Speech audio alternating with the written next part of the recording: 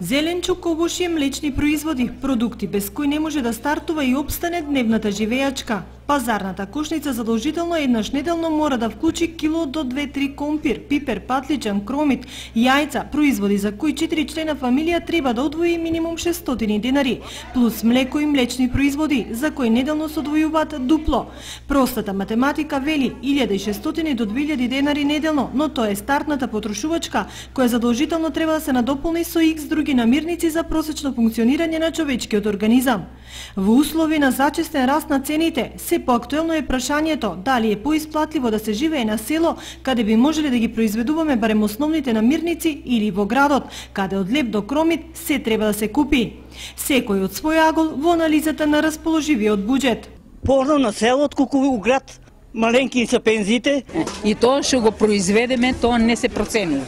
Трудта, ти да цениш трудта, това не на нас ништо не остане, само лупките.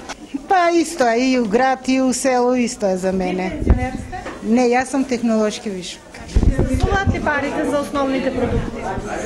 За мене стесуваат. Производството е скапо, а тоа што го произведеш е ефтино да го изнесеш да го продадеш.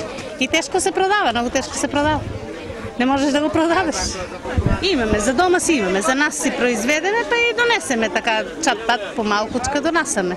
За младите брачни парови, најдобра алтернатива е старите да живеат на село и да им произведуваат се што им е неопходно, а тие да уживаат во благодетите на градот, или за нив важи правилото «Фали село, живеј во град».